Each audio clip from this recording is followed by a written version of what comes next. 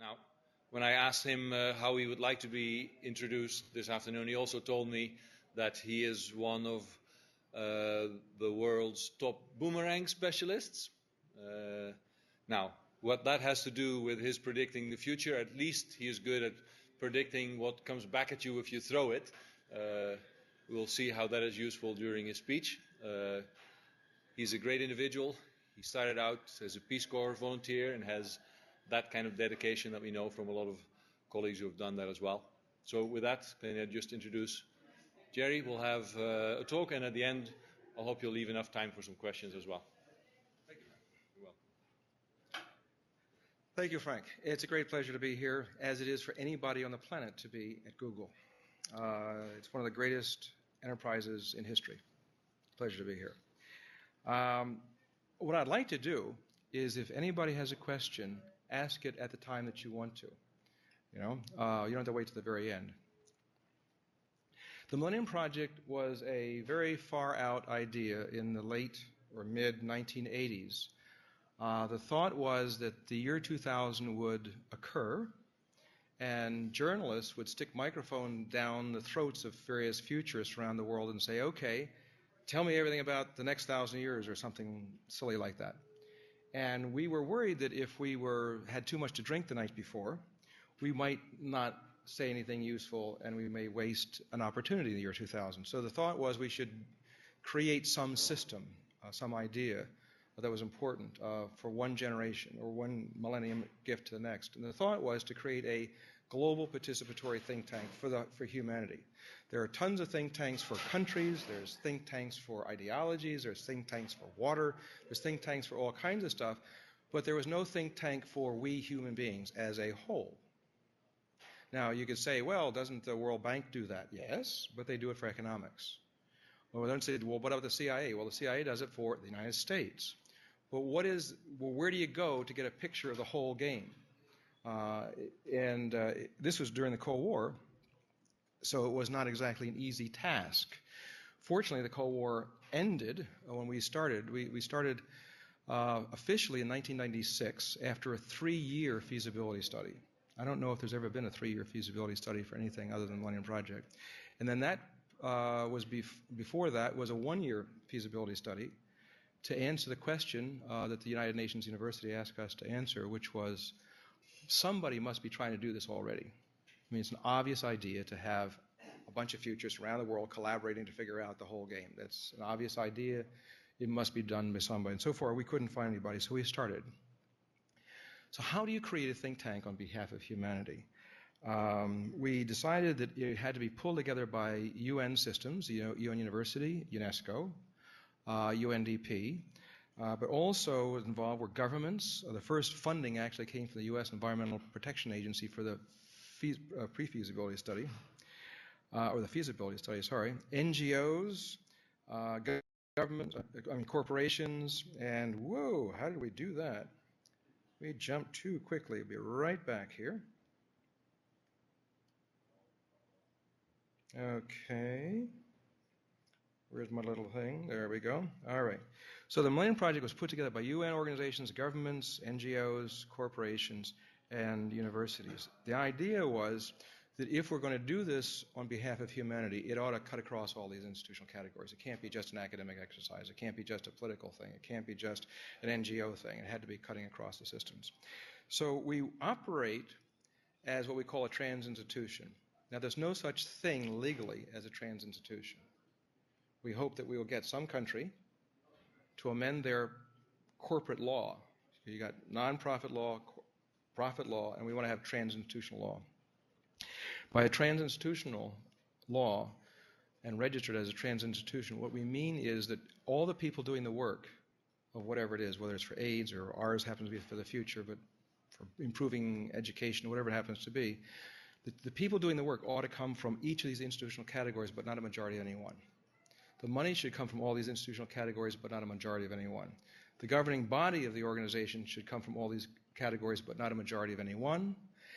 And you should prove value at the end of the year, an annual report or some activity, to show that you've produced value for all these institutional categories. Now, the trans institution is an extremely efficient entity. I think it'll be a new kind of institution in the future. We've got all kinds of innovations in software, in medicine, aerodynamics, but we don't have much innovation in institutional design. And I think this is one of them.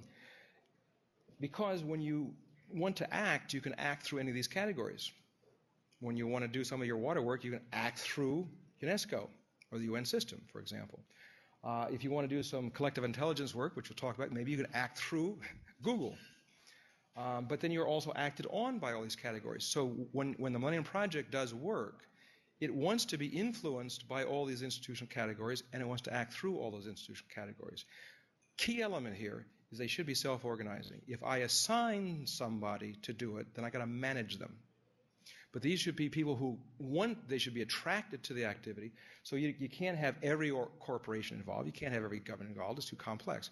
But those that want to play, let them self-select so that you have enthusiasm and you get better synergies this way.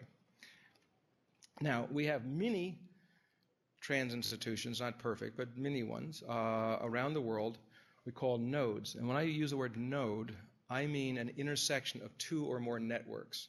So there's networks of government players, there's networks of corporate players, there's networks of university players. Where they intersect, we call a node. And we have a node here in Silicon Valley. Jack Park is a member here in the audience, and some others in the area are working in venture capital, software, and the things of Silicon Valley. So the idea is that this becomes a brain-picking system for the Millennium Project. How do you pick the brains of the world? Well, this is our answer to that. It's also our answer to, you hear people talk about global, local all the time. This is our management answer to how you do global, local. So that we can send a question out to these nodes, these 33 nodes around the world, and say, who knows the most about water, for example.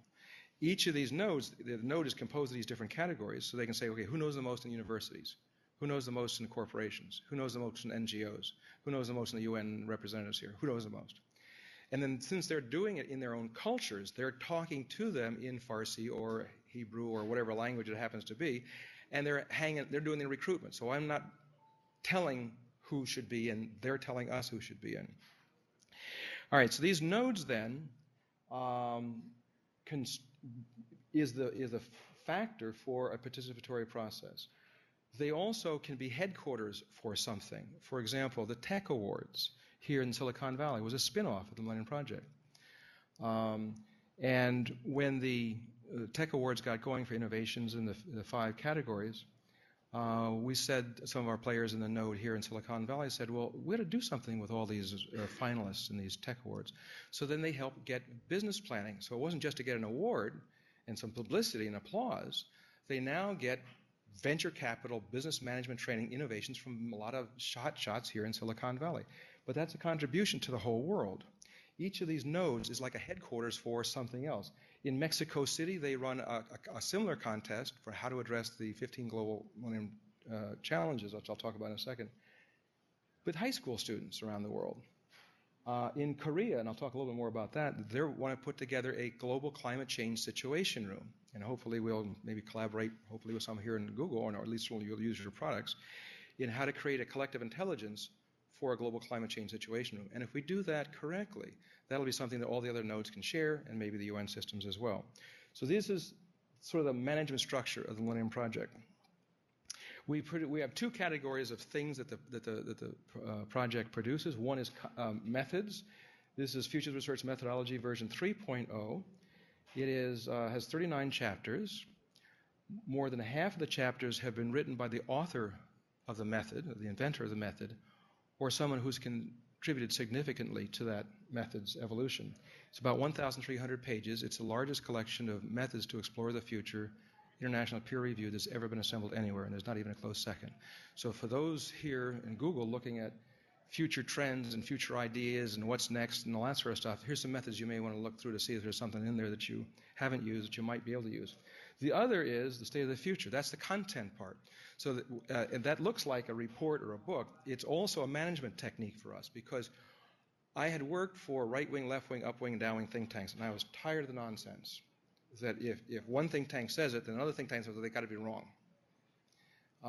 None of us, we all know that every think tank's got some sort of value. So we ought to create something across the board, which is part of the evolution of the Millennium Project. But one of the things that weren't being done was think tanks would do a report, and then they would do another study, another report, another study, another report, or someone would get together some big thing like the Club of Rome or the Interfutures or some big thing, big applause, and there's no accumulative wisdom going on. There's no system to improve the improvement of the improvement system. There's no systematic approach to that. So we figured that we would have to do a State of the Future report each year, and then we would have to make sure that that report is better than last year. So what we write about water this year has to be more important than what I wrote about last year.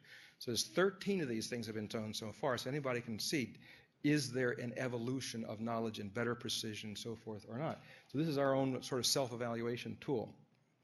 It comes in two parts. One is about 100 pages, very short summaries of various things for people to look at that are too busy to do the academic research. And then a CD-ROM that's got 6,700 pages. So if those who want the short version, you go to print. Those who want the details behind the research, what did the invitation letter look like? What did the questionnaire look like? What was the demographics? All the detail behind it is in the CD-ROM.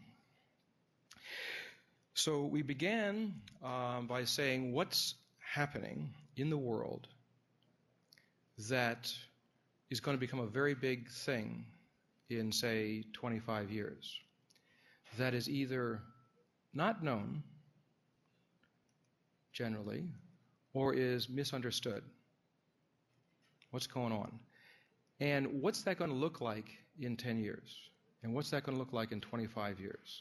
And give us a reference. So it wasn't just an opinion survey. People had to do some work to bring in ideas.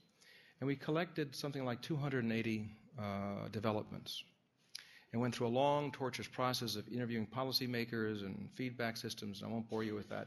We ended up with 15 issues. And our planning committee said, that's nice. You acted like engineers. You identified all these issues or problems. What about the opportunities? What about the good stuff? So the next year we did the same sort of process of having people ask these questions all around the world and doing the interviews, and we ended up with almost the same number, 280 some odd developments of good things that were important, either misunderstood or not known, that could evolve in the future. Then the third year we put the two together into the challenges. And then one of the people, one of the planning committee members from Finland said, look, stop changing, please. We like your framework. We use it in our committee for the future in Parliament to do our evaluation. And if you keep changing, and it's difficult for us. So we haven't changed. We kept the 15 challenges since then up to the present tense. We may still change them. But so far, we think it's the best framework to understand what's happening in the world. First challenge, and I won't go into detail on all of these things. There's just too much information, but you can get it in the State of the Future. The first, and by the way, when I say first, it is not the most important. All 15 of these challenges are important. Just like your brain is important and your heart is important, and one is not more important than the other. But when you study biology, you list down the systems. So we're listing down these systems. This is a system. They're interdependent. If you improve one, you help the others. If you hurt one, you hurt the others. This is the system. This is the agenda for the humanity, but it's a system. So don't get lost in the idea that your preferred challenge is number 6 on the list. They're all 100% important. So how can sustainable development be achieved by all while addressing global climate change? As you know, that we've probably consumed more material on the Earth since World War II than all the years in the past. You all know all the issues of sustainability. I don't need to tell you. We cannot continue as we are. One of the issues, though, that we'd like more people to take seriously is this parts per million that people talk about in carbon. It has been discussed, should we have 550 parts per million carbon in the atmosphere, or should it be 450? It is now about 391 parts per million, and we already have the major ice areas of the Andes and the Himalayas and so forth around the world going down. And that means that rivers change, dry up. It means that farming changes. It means that we got mass migration coming up. We got serious stuff. So 390 parts per million is not sustainable now. To say that we have 450, to me, is a sham. When people say it's politically, we can't do a better job than that politically, I'm going, well, nature doesn't care about the politics, all due respect. So for those of you involved in the climate change conference, I hope you hold to the 350 mark rather than the 450 mark. How can we have enough water for everybody without conflict? As some of you may know, Frank does, I'm sure, over 40% of humanity gets its water today from sources, watersheds, that are controlled by 2 or more countries. And that's not necessarily so bad by itself, but you take the next fact, and it's a real problem. The water tables, the water layer underneath the ground, on all continents are going down and have been going down for some years. This is a very serious prescription for conflict, continuing conflict. In China and India, 40% of humanity, they're having very serious water problems. Our node chair in China was involved in those water scenarios 10 years ago, and they had good case, best case, worst case, middle case scenarios. And in China, the water scenarios in China, it showed that the situation in China would get worse for the next 15 to 17 years in the best case scenario. Meaning that in other words, 20 years, you're as bad off as you are now, but you got a lot more people. So holding political stability in China and India is going to be extremely difficult just from the point of view of water, let alone energy problems, let alone northwest China with the Islamic situation, let alone the rich-poor gaps going on in these countries. We, and since I'm here in Google, we in the United States are living to some degree in a bubble of stability, of relative peace, and so forth. If you look at the world in terms of what makes instability, list of various factors and so forth, and go around the world and take a look at what's going on, about half the world is potentially unstable. Doesn't mean it will go, but about half is potentially unstable. And water is one of the major issues on this one. We've got to create new forms of water. There's all kinds of new breakthroughs coming up. We've got to look at all kinds of ways to move from freshwater agriculture to saltwater. If you take a look at agriculture, it turns out that agriculture is the largest user of water. And the majority of that use of water is for animals. If you do a Google search on growing meat without animals, or having meat without growing animals, you'll find out there's an extraordinary amount of research going on right now to replace the use of pigs, cows, goats, growing them to do meat. We've got another 2.5 billion people coming up on the planet before 2050 because of the Googles of the world and various internet things. We've redistributed the means of creating wealth, which means these people will be probably wealthier than they were in the last 50 years. As wealth goes up, meat consumption goes up. If meat consumption goes up, the water use on the land goes up. And because there's a limited amount of land, that means the price of food will go up. Little children need iron and protein as a child growing up for their brain to work properly. Meat is one of the best ways to get iron and protein together. It's not the only ways, but it's one of the most efficient. People say, well, why not go to vegetarian? Okay, that's fine. But don't forget that the meat consumption goes up in India when income goes up. So if India cannot hold it as a culture, how can the rest of the world do it? So it seems we need to think about how we can get protein without growing animals and all the problems with that. And it looks like that's going to happen. There's been a lot of progress. The first patent was filed, by the way, in the Netherlands in, I think it was 1999, 6 months after I gave a talk to a guy who was from the Netherlands on the issue. But moving from animals production to make meat to animal-less production of meat would save a lot of land and a lot of water, free up fresh water. Secondly, there's a lot of species that can grow in salt water, a lot of plants along beaches, in the water, but on the beaches as well. We can irrigate along the coastlines of the world and do saltwater agriculture. That would free up also more fresh water as well.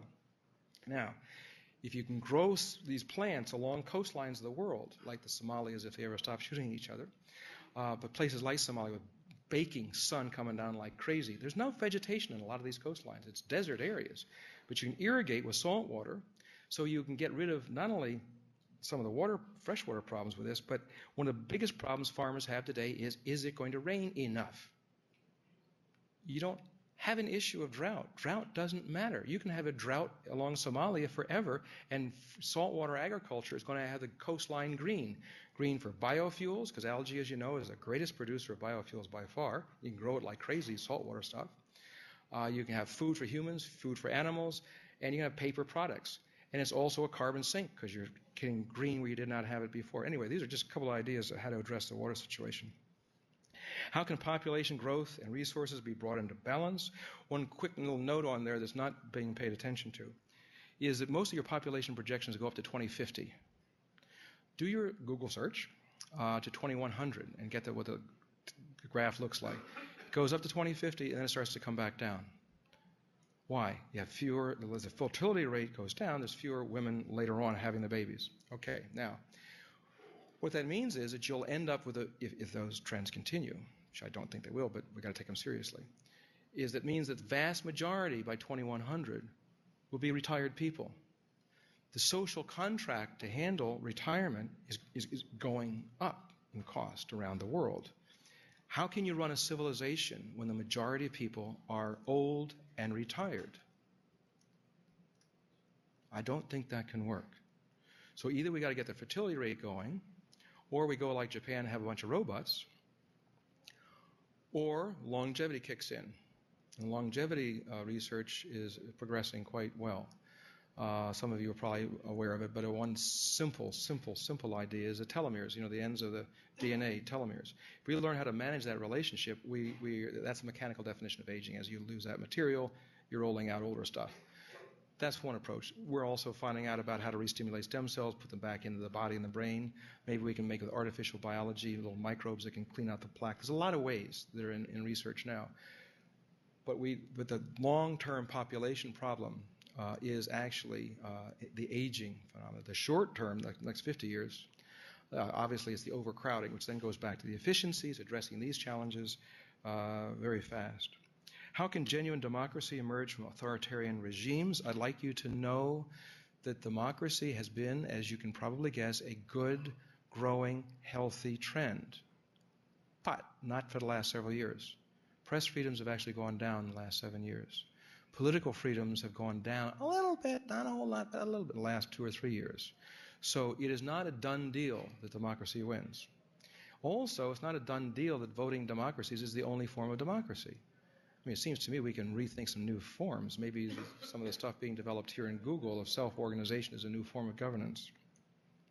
How can policymaking be made more sensitive to long-term global perspectives? How can the global convergence of information and communication technologies work for everyone? I suppose there's a few answers in this organization.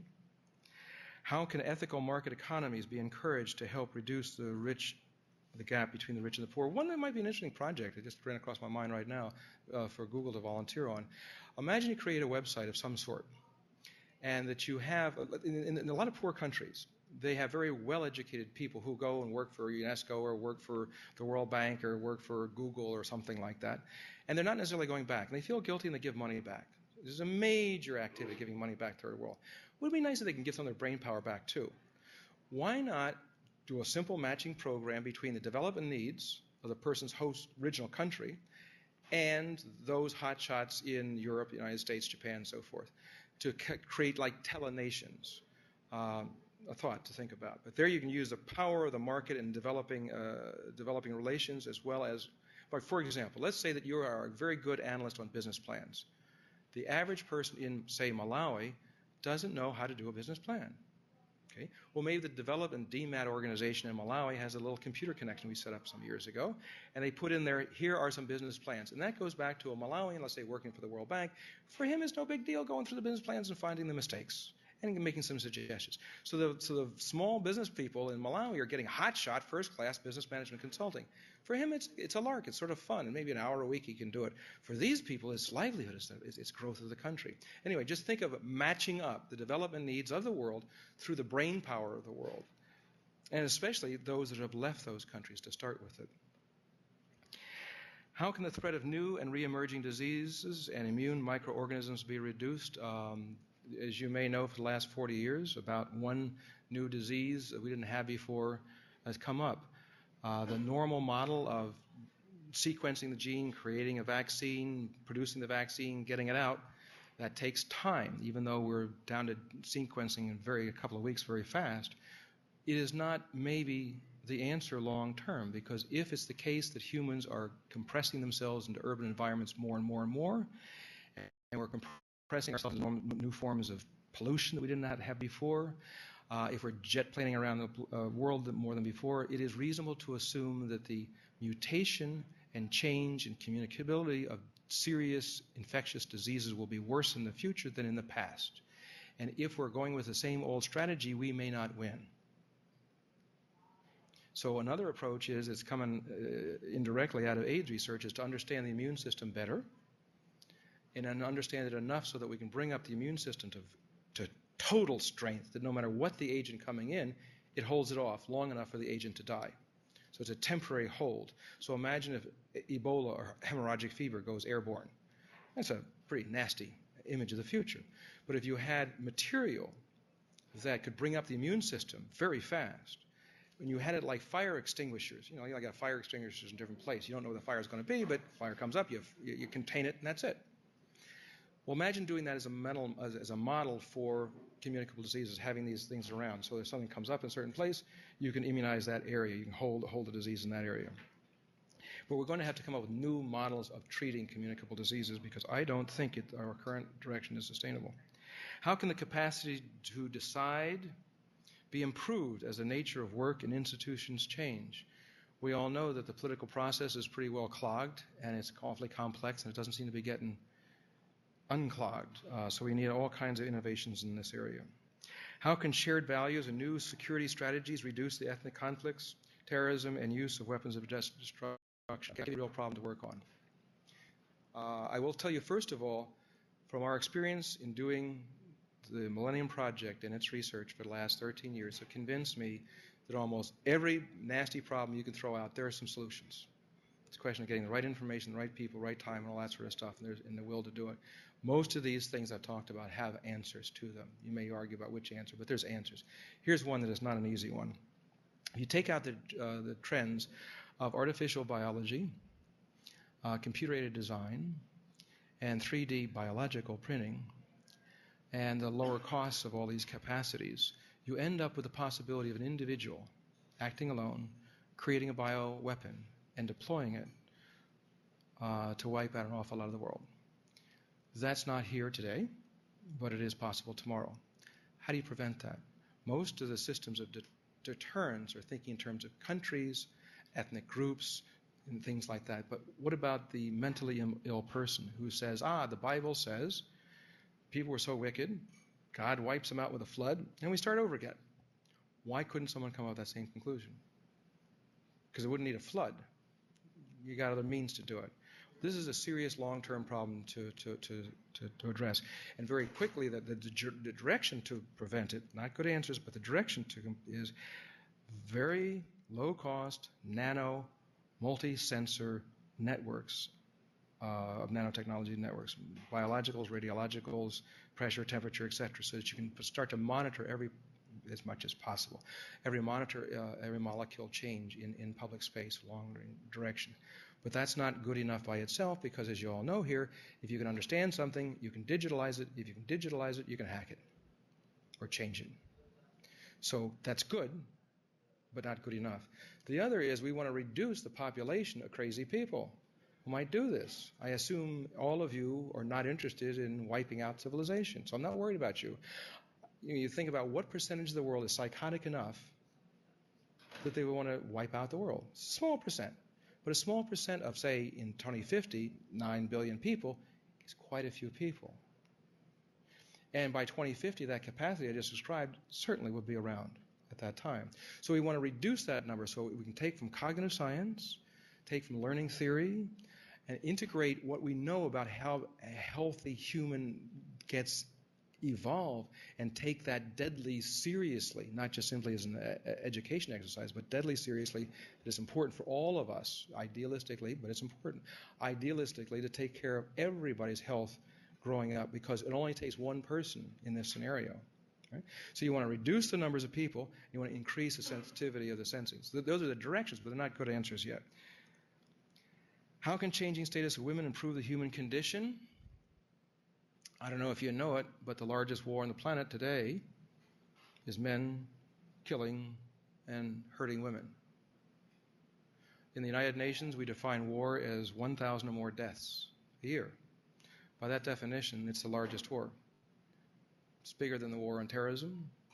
It's bigger than Afghanistan, but it's not being taken seriously. And this is an issue that's for us as a human family to think through. Do we want to call it a war? I don't know if it helps or it hurts, actually.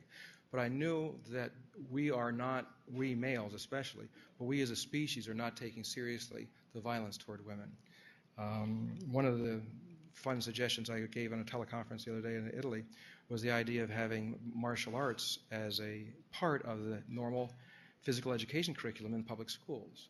And what that would mean by the time you're 12 years or 12th grade, if you've gone through 12 years of martial art training, you're probably a black belt or 2 or 3 black belts, and very few men will attack a 3-belt martial art martial art master, I suspect. Now, that's not the answer to the thing, but it can maybe help deter, just like during the Cold War, we deterred folks from having the war. How can transnational organized crime networks be stopped from becoming more powerful and sophisticated global enterprises? If you take all the military budgets of the world, you add them up, it's about 1.3, 1.5 billion, trillion with a T, trillion dollars. Organized crime is about twice that worldwide. I want that to sink in. Think of the infrastructure of the militaries of the world. Think of the cash, think of the personnel, think of the influence, think of its activities.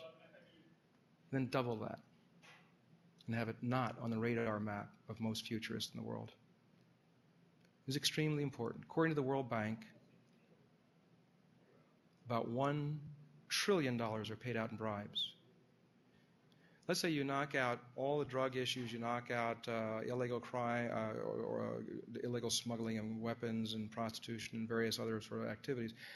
What happens? That means that money, that activity goes into new areas. What new areas might organized crime go into? They might be able to buy and sell government decisions, like they buy and sell heroin. This would make democracy an illusion. We need a global, integrated strategy to address global organized crime. We don't have that. We barely have it in countries because we divide up the policy in different areas. You know, this guy's working on numbers, this person's working on illegal drug traffic, this one's working on this. But what is the integrated global strategy? Another task, another challenge for us. How can the global energy demands be safely and efficiently met? How can scientific and technological breakthroughs be accelerated to improve the human condition? And how can ethical considerations become more routinely incorporated into global decisions? This is the agenda put together by over 13, 14, 15 years of various futurists and policy people around the world. This is what we've got to get done. Now, one of the first challenge dealing with climate change, I'm very pleased to say the Millennium Project has been asked to help create the Global Climate Change Situation Room in Korea, South Korea. We did a little study a couple of years ago on how you would create a collective intelligence to address energy. And so we may be using that model and apply that to the Situation Room being created in South Korea. And we would invite any of the employees in Google to play with us. Because as you all know, you may design a system, but when you get into it, you try to improve it. So we hope by the time we actually put this Situation Room together, it'll be a real collective intelligence that all in the world can draw on. It will be a physical Situation Room, but the collective intelligence behind it should be available to everybody in some way that we can have more and more people involved in this, because this is a human family issue. But the nice thing about the Situation Room, as distinct from just a collective intelligence, is that you also are taking a look at what governments say they're doing, what the policies are, what the gaps are, what the implementations are, what the status is, so that you're actually getting on phones and getting arm twisters to move it. So remember, the purpose of a Situation Room is to manage something. We don't have, you can do a Google search on this, we don't have, to my knowledge, a Situation Room, and if you find it, I want to know it, a Situation Room to manage the global climate change management issues. We've got the Intergovernmental Panel on Climate Change, but that's science, research, collaboration with a political veneer laid on top of it. But where do you go to see the whole situation? I know you got to go to Google to see the whole situation. But maybe we can work together on this one. All right, what do I mean by collective intelligence? I mean an emergent property, first of all. It's not a thing itself. It's not all of us sitting here making a decision. I don't mean that as collective intelligence. I mean it's an emergent property. It's something that isn't there when you start to do it. It emerges from the synergies among data, knowledge, information, hardware, software, experts that continually learns from feedback to produce nearly just-in-time knowledge for better decisions than those actions, and those elements acting alone. So that's what I mean when I say collective intelligence, an emergent property. So imagine creating a collective intelligence for climate change, that it's an emergent property and keeps growing and improving through time, and then you're hooking it up to decision maker for actions like a situation room should do. One of the, this is an abstract version of maybe an interface. We may or may not do it this way, but this is one of the ideas, is that we find continually that people get lost in detail and forget the big picture. And the big picture people sometimes don't know enough detail to make the right decisions. So this is a quandary. So one of the things, we want to have information displayed so they can always see where the piece fits into the whole all the time. This is one of the ideas. We made these maybe 3 columns or 4 columns, or maybe different ways of doing the searches. But this is the idea here is how do you create an interface, a user interface, so that as people do their searches, as they do their work, they're seeing how the part relates to the whole. Another aspect of this is that, let's say, for example, here's an information unit or a piece of information about photovoltaic efficiency. What we would like is that piece of information is linked to the column on the right-hand side. First would be an overview, and let me jump ahead and come back in a second. By overview, there's an old antique software called CM1. Some of you may remember it. But it's a way that you have a question like, how do you make photovoltaics more efficient? What are the 3 or 4 different categories of research on that? What are the pros and cons of each of this, and what are the references behind it? Why? Because people need to see the whole picture, but they can't be overloaded by all the detail. So this would be one kind of approach to having an overview of an issue. So you back up here. So a piece of information would be linked to its overview. Second, what are the problems and opportunities? Where do they come from? Well, we'd have groups of networks that the Millennium Project would organize around the world. They would be doing discussion in various collaborative systems, and we would be able to identify the problems and opportunities through that. We'd also be doing research, what's the data and forecast about that piece of information? Are there computer simulations that you can run? What are the expert ratings? The Millennium Project has developed a software called Real-Time Delphi. It's a polling system that updates in real time so that we could constantly update among experts rating on a new piece of information as it comes in and rank order them, by the way, within the display system. What are the unresolved issues? As they rate these if you have a bipolar distribution, that's clearly an unresolved issue. So we'd be empirical on that. And we'd have open, non-peer-reviewed information as well.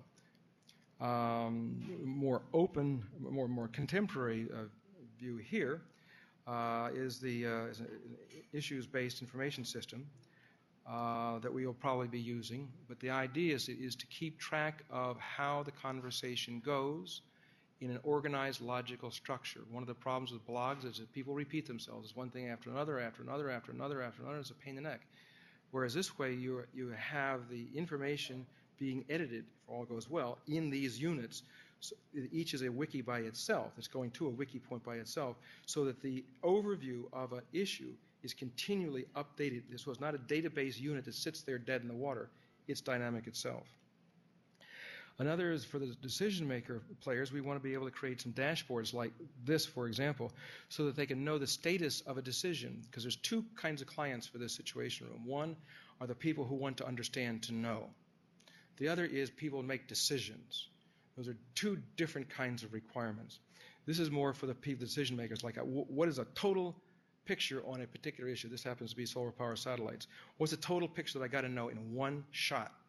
But then these elements are dynamic. They can keep changing. My colleague in front of me, Jack Park, could probably talk about this. Maybe in the question and answer period we can go into this.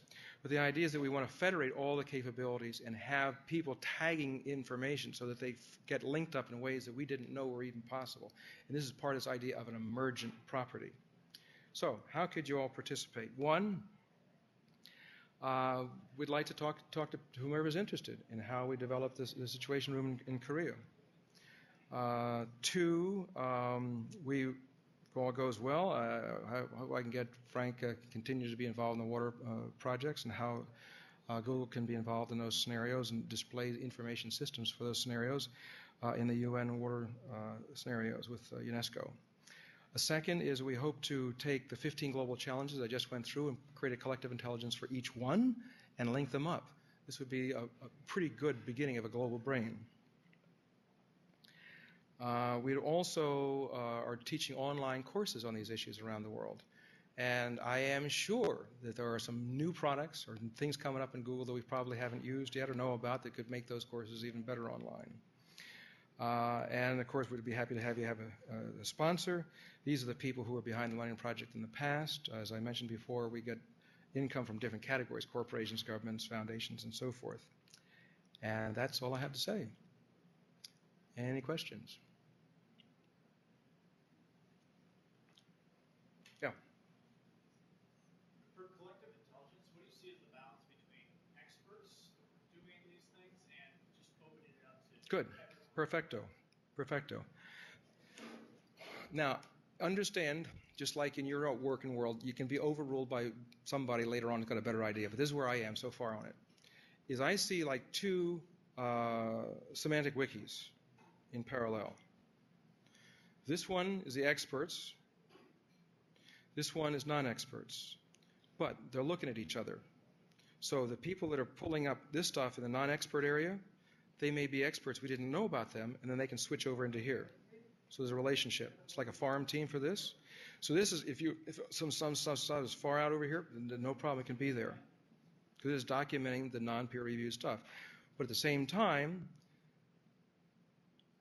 my first email was 1973. I've been involved in computer communication stuff for a long time. And one thing I can tell you is that quality, as a generalization, is driven out of network systems, on these collaborative group systems. Because if somebody comes in, wow, this is great, I'm going to improve my future, my career, I'm going to come in here, hang out with these hotshots, and then they say, now, what do you mean by a search engine? And you go like, who let him in the door? And eventually the hotshots start to leave out. So we want to figure out how to solve that problem, because we really want to have top brains in collaboration that haven't necessarily been in collaboration before for whatever reason. But we want them to be able to work together without having a lot of noise. Same time, we all know good ideas come out of left field, right field, up field, down field, right? So my answer so far, until you or somebody else comes up with a different approach, is to have two parallel systems, but have them informing each other and federate so that those information can actually cut across. But you don't ask the expert to read 50 emails a day. He'll leave. Yeah.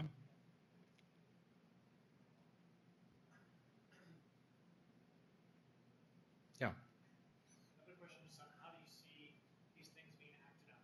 So your 15 themes, and do you have recommendations as well? Oh, yeah. Oh, a little detail. We've got about 1,400 pages on the 15 challenges already. So, yes, we'll start with a lot of stuff that we've done over a bunch of years as sort of like chumming the waters to begin with. Yeah, no, we would dump what we have in the system. And that would grow very rapidly, I am sure. I guess separately then, so how do these things in your mind or in practice move from recommendation to actually happening in your role? Well, we've passed the recommendation part. We've already been contracted. We will do it. We haven't, as a matter of fact, right after this talk, some of the players will be meeting near NASA Ames, and we're going to be going through some of the implementation steps. So it's not that we're recommending, we'll be recommending to ourselves how to do it. So the Korean organization have already said, we want you to do it. They have seen our previous ideas. They saw the genus model. You saw the opening slide there that they've already gotten the political people done. So to do it or not to do it, we're past that. Now the question is how. Now we have a plan, we have ideas, but that doesn't mean that's what it's going to be a year from now. I mean, we bring together a bunch of hotshots. They're going to outthink each other, so we're going to be growing as we go along. We're starting with I guess maybe part of your question is we have an initial planning committee that we're working with. And we will start cranking out the software, putting the stuff in, having the meetings, changing, and so forth. So we're right now at the beginning startup of it. That's one of the good things about the timing today. Yeah.